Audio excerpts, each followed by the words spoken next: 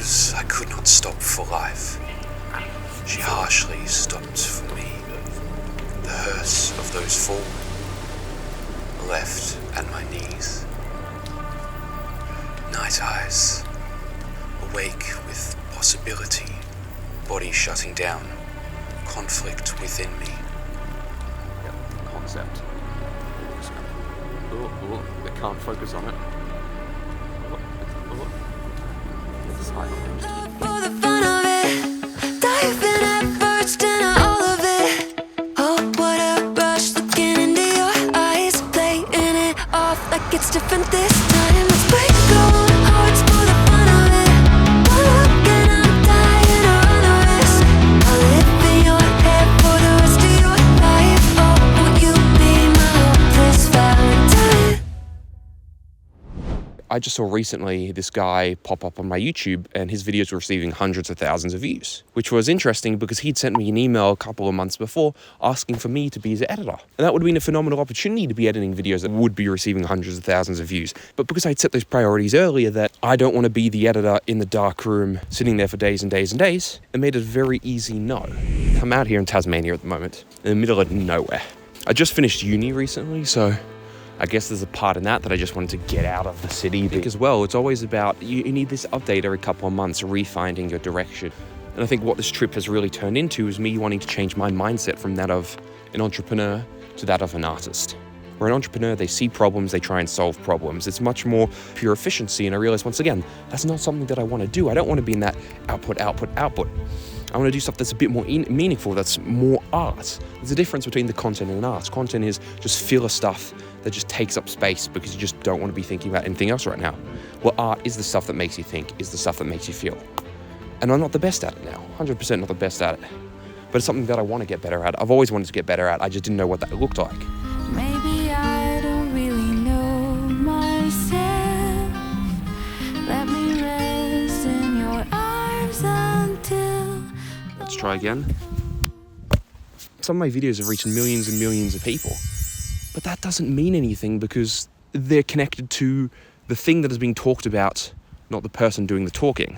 There's a reason people go to the concerts of certain artists because they feel connected to the artists and the way that they portray their message, or people go to art galleries because they like the painter because, once again, the way that they see the world. For entrepreneurship, there is no attachment to you. If someone comes out better, then people will go to that. If someone comes out cheaper, they'll switch to that. The free hand of market capitalism, which is kind of bullshit anyway, but hey, that's a discussion for another day. That is why I'm out here, to try to figure out how to build up that artist mentality. Let's hope I can figure it out in this little 2-week round trip. She likes to change with the seasons. She likes to change with the seasons. Be myself and I bring. We don't see the same no more. Always switching on the home team. I swear, man, I've been here before. I'd rather bet it on me. You slept on me way too long. Get your blankets off me.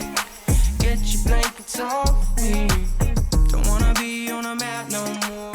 Hello. I don't really know what I'm going to say. I'm just here in the rain, getting soaked.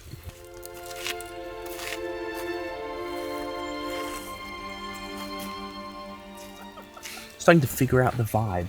You know, last night was very helpful, finishing the Dickinson series, really starting to refine what does it mean to be an artist. My whole thing was like, I need to be producing something every week, but last night I was scanning some of the new wave people on YouTube.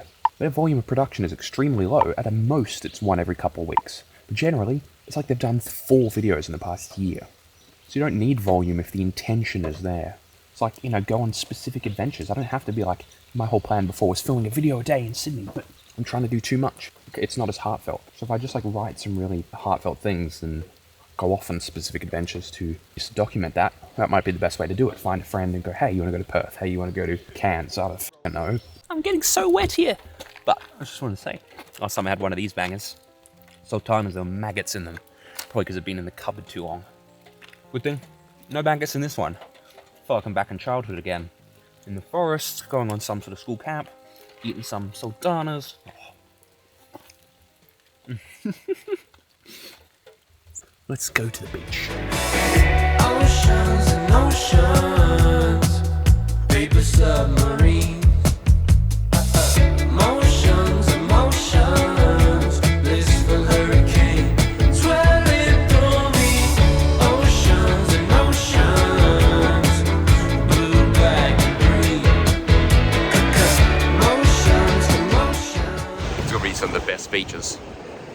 I've ever seen. Ooh, look at that. You know when you're traveling with your parents and it takes them hours and hours to go through like these terrible galleries and museums that you kind of just rush through in a matter of minutes? I think in some way they had it right, in that there's something hugely beneficial in taking your time around these places. Oh, spiderweb, that's so great. So like when I go on these trips, whether it be around Tasmania now or anything that I'm solo, for whatever reason I automatically slow down. Maybe in part because I chose to go here, so I'm choosing the museums, I'm choosing the galleries. Dinosaurs, yes, let's go. But even then, I'm stopping and reading, I'm observing stuff that I wouldn't have otherwise. And maybe because there's no one rushing me, there's no agenda, there's no like plan that I've got to obey to get from place to place. So it's really just like hang out and do whatever I want. And in a way, not doing much is more relaxing. And I think that is extremely valuable in this pursuit to become the artist. Understanding and appreciating the benefit of doing things slower, like literally just walking slower, I think helps. Talking slower, which is something that's taken me years and years to work on. And you sound significantly more knowledgeable and authoritative. So I think that'll be an important part to keep in mind on this journey of becoming the artist, is to take things slow, observe the world around you, hear the sound of the waves crashing, see that little bird paddling away in the water. So living in the city, you kind of learn to shut it off because it's just noise, it's traffic, it's ugh. You guys are sitting, where are you? Oh, there, I spotted. Hello. I am just chilling here with this phenomenal view. And I think in part, sometimes going slower allows you to go a lot further and faster. Art is a combination of your experiences and the way you interpret those experiences in the world around you. So if you don't interpret and experience those experiences to the fullest extent, you're not producing art that is really worthy of others' attention and time, because you haven't provided anything new and unique for those people to use as their own experience and inspiration. This bloody cycle. Oh no, this looks scary. Good thing I'm not wearing the chinos today.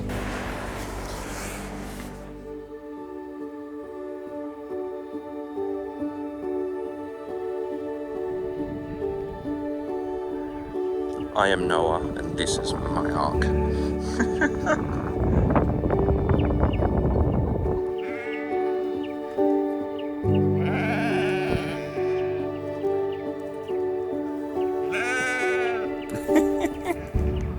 Even though I talk about slowing down and moving into this artistic mindset, I think there are still valuable things to take from that sort of grind, that sort of hustle, that sort of entrepreneurial behaviors. In that, whether that be, making sure to exercise and get out every day, and there's still valuable stuff to keep your health up, because you can't be creative, you can't be artistic if you're not healthy. And additionally, something that I've unlearned and I'm trying to relearn is the habit of, when the alarm goes off, when you wake up, is to get up instantly and not just like hang around in bed for a while. I think training those sorts of behaviors, those sorts of instincts, means that it carries over throughout the rest, right? Like what I'm trying to train with basketball is, it's not like you think play harder. It's about training your body to instantly react. When there's a rebound, you instantly get it. It's not something that you have to think about. It's just what you do. You reach up, you jump. So trying to train that same sort of thing into every other part of your life. When you wake up, you get up. When it's like, oh, it's time to go and do the next thing, you do it without thinking. It's an instant reaction. It's not a, oh, should I go and do this? And then you have time to contemplate and talk yourself out of it. Should I go to the gym? Yes, I go to the gym. Not, I'm a bit tired today. What I've found is always when you have that clear block of time to do something, that's when you do your best. Whether that be, you're training sport for these 2 hours, so you're doing nothing else. Whether you're studying for these 2 hours and doing nothing else. Always having that clear block of time has always allowed you to do the most out of it. You can really get into the flow, where if you're constantly interrupted, constantly distracted, it's impossible to actually stay focused and get some good progress done. Look what I have to hit over right now. Teeing off here, all these sheep pens. Luckily there's no sheep here to be decapitated today. That's better, look at that. I'm gonna hit the power line.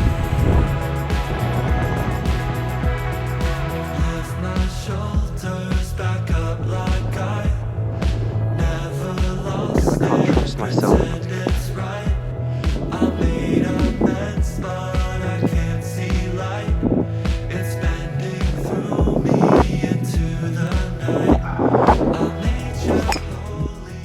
That's lost. So I think I've then 2 went back, and I come at it. Fucking skews. So I fucking shanked it. I sure shanked it. How you going? You teed off right there, right? Yeah, just shanked it. It's very Shanked bad. it. Ah, yeah, the old famous shank. I managed to find one, so I got one up at least. Oh, well done.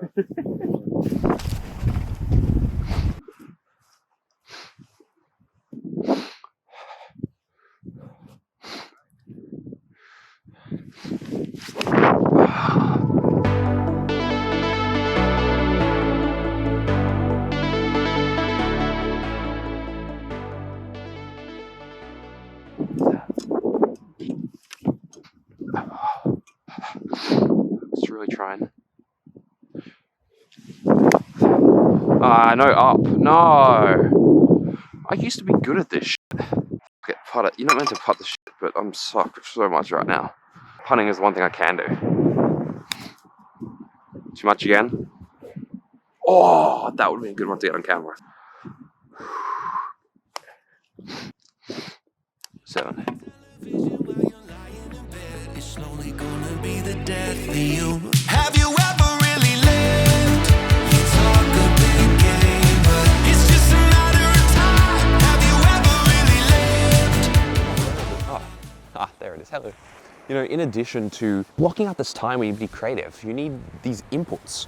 What I've really focused on recently, which honestly has had such an amazing impact, is to every single night delegate a specific block of time, like say 2 hours, to watch some phenomenal narrative content.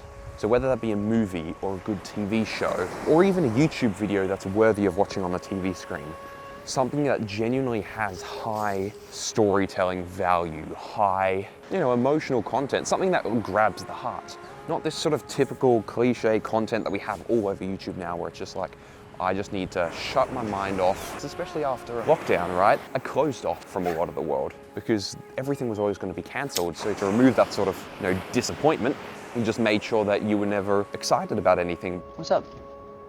I don't know, I just feel like if you expect disappointment, then you can never really get disappointed. Come on. But that then means I don't feel for anything. I don't get excited about things. But watching these high quality pieces of narrative every single night has helped to rebuild that, helped me try and feel the world again, and allowed me to then now try and get to this point of trying to build that artist mentality, because I'm having these inputs and now I just have this desire to put my interpretation of those inputs back out into the world again. And it's not just, narrative content, but it can also just be novelty, going out in the world, seeing new environments, hanging out with new friends, meeting new people, going to new places, eating new stuff. All of this novelty, or at least for me, has sparked a lot more creativity because it forces you to observe. Where if you go to the same beaches every day, you've heard the same waves crash. There's nothing new in that. There's nothing to be gained because your mind has shut it off as just normal sensory input of like, it's unimportant, it's not dangerous, we don't need to pay attention to it. When you're out here, you pay attention to everything, every creak, every squeak, every bird, every wave, every rock that shifts under your feet. Once again, should we do a peekaboo? There you are. Hello. Look at that. I kind of mentioned it in one of the previous clips, but having finished watching the Emily Dickinson series, and I think one of the most interesting things within is endings is hard, right? I finished watching 10 seasons of The Blacklist, and the ending was terrible. It's like they completely forgot to film 3 scenes. But here, it was beautiful. It was agonizingly beautiful, the ending to Emily Dickinson. And sort of the final scene, you're like, is this her dying, or is this her finally achieving happiness and peace and understanding with her poetic art? And even now, like days later after I finished sawing it, you still feel like this angst, this agony, thinking back to that. Because it leaves, it's so open-ended, so much is there where you're just like, well, what about this, what about that? And sort of feeling these things allows you, for me, to then be like, oh, in my own work, how do I portray that in my own stuff? In a way that I can have others feel the same sort of feeling, which is it's so human. It's pain, but it's human. So we keep coming back to it, which seems a bit counterintuitive, but to help others feel certain feelings that you desire them to feel through your artwork, you have to first feel them yourself, understand how they make you feel, And then hence, in what ways can you implement that into your own art so that others can feel the same thing? If that makes any sense at all.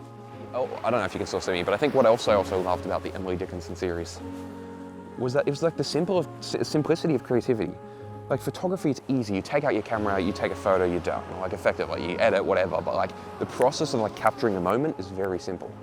You have your camera, you take the shot. But filmmaking is so much harder. It's like you have to spend hours and hours writing a script, and hours filming, and then hours and hours editing. If you have a moment of inspiration, it's impossible to utilize that because it's such an elongated process to, get to the end of that, to fulfill that. But with the poems she was writing, she could just have a thought, have an idea of a couple of lines, put that down.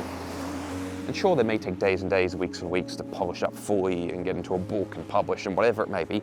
But the principle of getting it down onto paper, so simple. So that's what I've been doing this trip. I've written, just in a couple of days, like 9 pages of poems.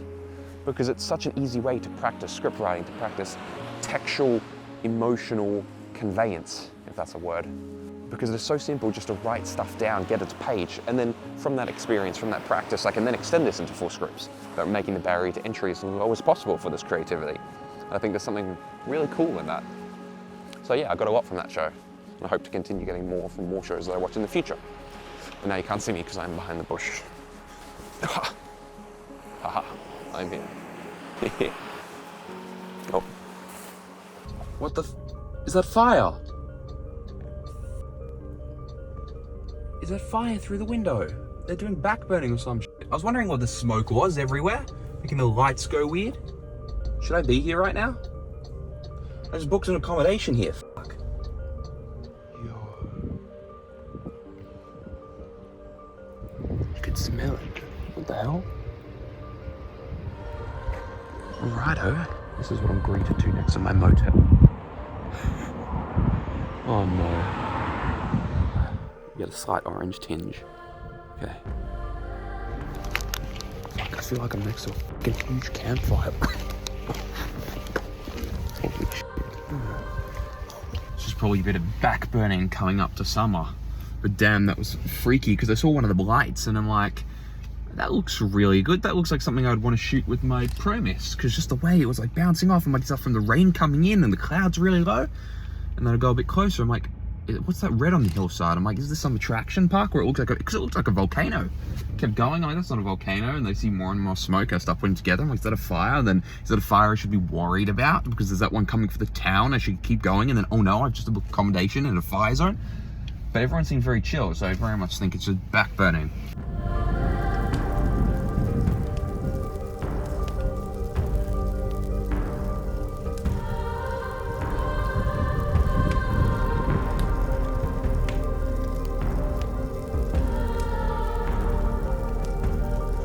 This is where I was before at the servo, looking at fires. Oh, and look where I am now. Kind of scattered across the landscape.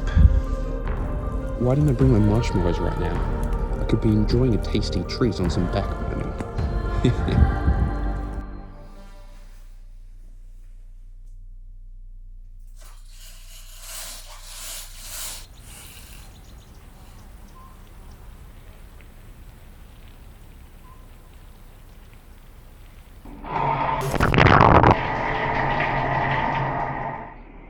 Yeah, it's another fun great day and shit show that everybody knows you work on.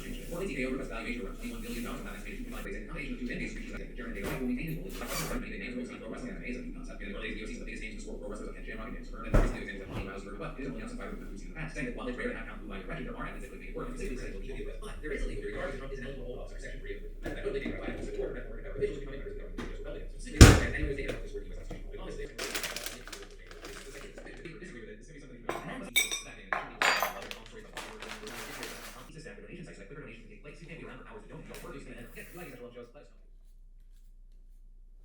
very shallow bowl.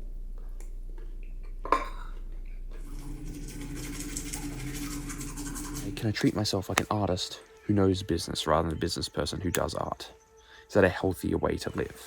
For even people who do art and are successful business people, they're very separate things. You let the art build the brand because that is truly you, that is the way you interpret and visualize the world.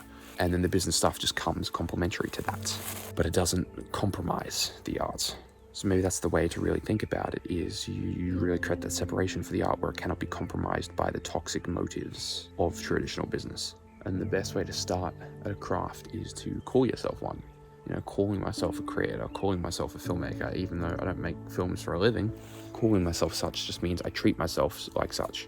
So it doesn't matter whether you're paid or not. If you do it, you're the thing. Like watching Emily Dickinson series made me realize that you shouldn't gain the satisfaction or the fulfillment or the title from people's reaction of the thing that you're doing. You're not a poet because people say you are. You're a poet because you engage in the activities a poet would.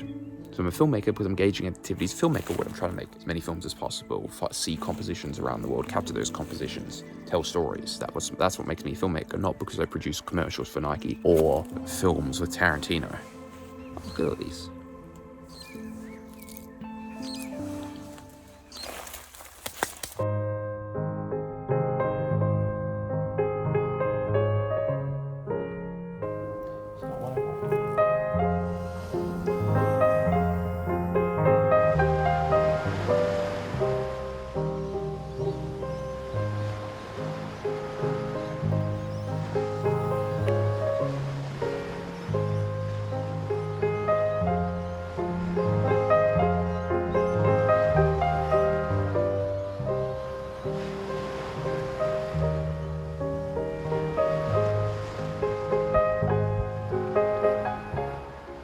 Oi, you bastard. What are you trying to do here? Please don't be like a Kia in New Zealand that's trying to rip off the windshield, because that would not be fun. Boop! And bye-bye. If only right now it wasn't raining, because there's some f***ing amazing compositions available. Like these amazing rainforests. Amazing. But it's raining, so it's difficult. And it looks like Hobbiton over there. But once again, I can't capture it because the Sony a7 IV doesn't have HDR instant auto, so something I have to do in Photoshop. I don't have a tripod because it's in the car and it's raining, and oh, I could do some cool stuff here. Cool stuff.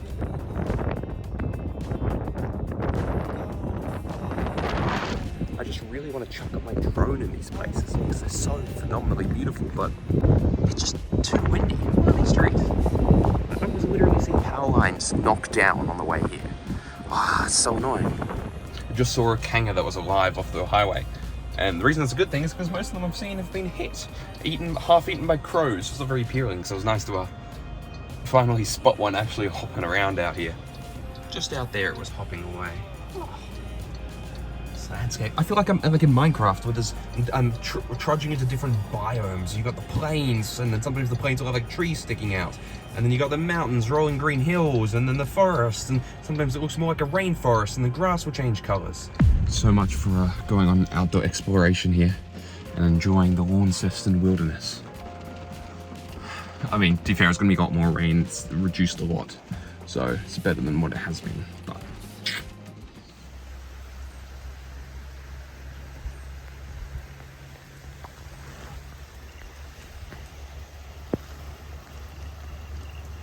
there's no chance the camera is going to capture this right now, but I literally just turned the corner.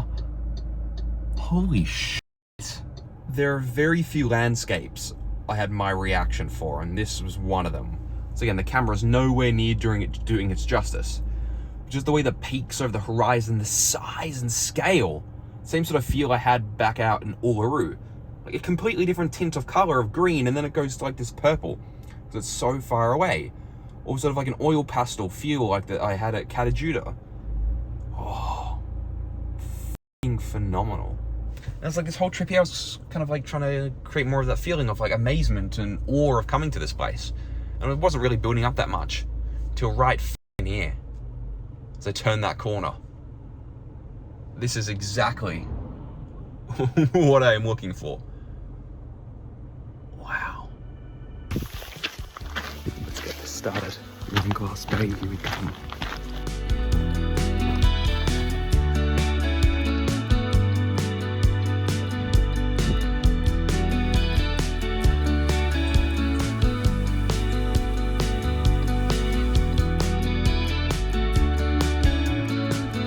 As time goes by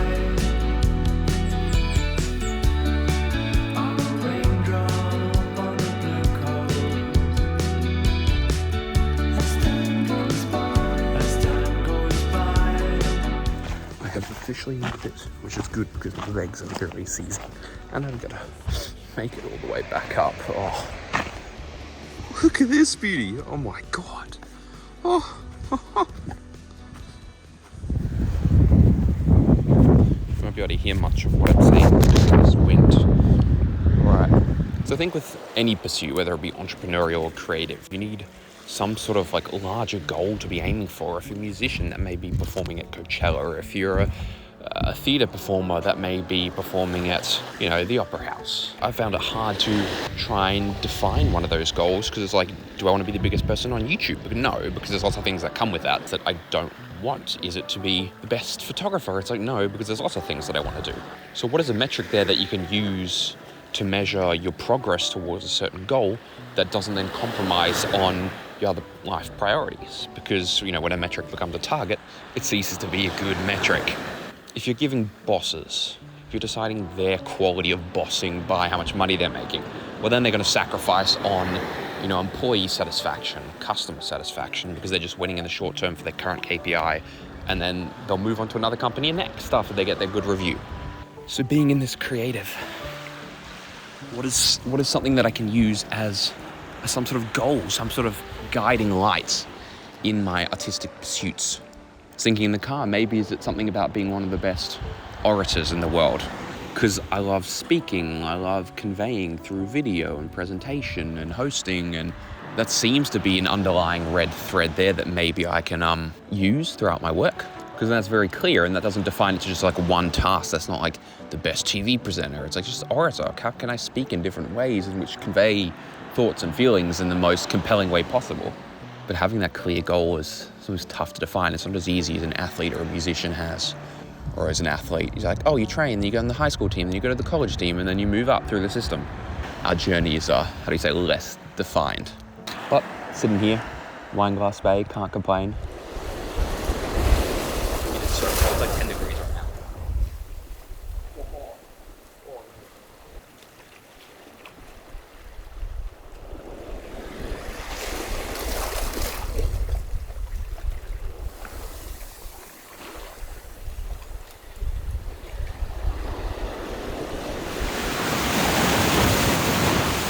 Ow. Oh, that actually really hurts. Oh, ow, ow. I think part of the fear that I had with like going this artistic mindset was that I actually have to start caring about projects. And it's easier not to care about stuff because if you don't care about anything, there's no judgment. If you do a project and it doesn't matter, you move on to the next. And it's great for trial and error. That's great for experimenting and improving and practicing. But it's not great for producing stuff you're proud of, that you genuinely care about. My feet hurt so much. It hurts so much. It feels like the esky the next night over when all the ice is melting, chucking your feet in. But very refreshing as a result.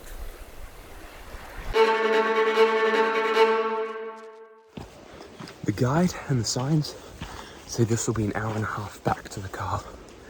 Let's prove them wrong. Made it in under half the time, to 20 minutes per section, so 40 minutes total for something they estimate to take an hour and a half. And I was exhausted throughout that. And just in time because it's raining again. Woo! Just as I was walking here to watch this final sunset on this beautiful property, I thought, if you just learn something through a class of, let's say, just using that as the example, learning how to write poems, you're going to write poems the way that they taught you to write poems. You go to film school, you're going to do films the way they taught you to do films. But if you just look at a ton of inspiration, look at a ton of people who have done it before, the best people in their craft, the ones that resonates with you, and you learn what you can off viewing their pieces of art, then all of a sudden you interpret it your way, which makes it extremely unique and no one can ever replicate you. And sure, it means no one may like it, but if people do like it, they're going to like it a lot because it's extremely personal, extremely unique. And they're not just going to be able to go to someone else who's better because there is no better, because you cannot be competed with if you were the only one in that laneway.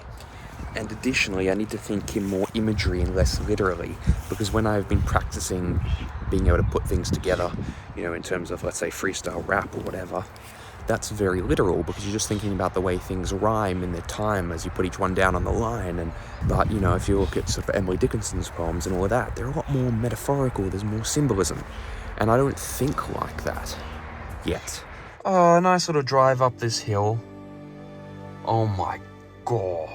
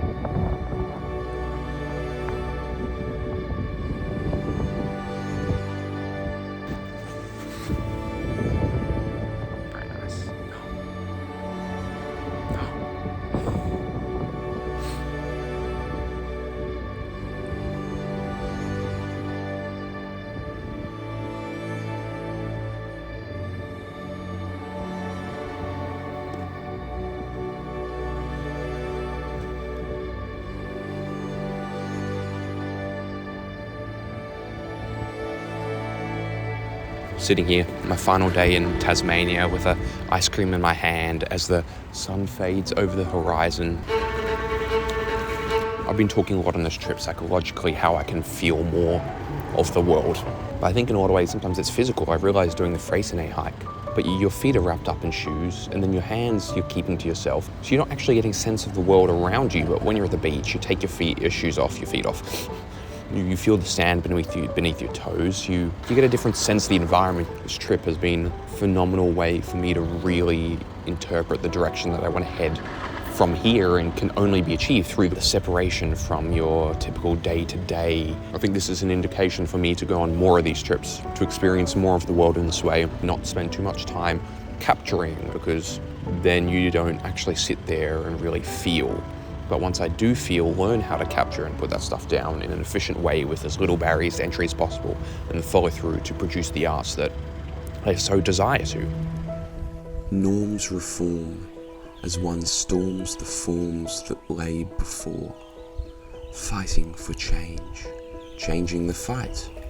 It gives some a fright.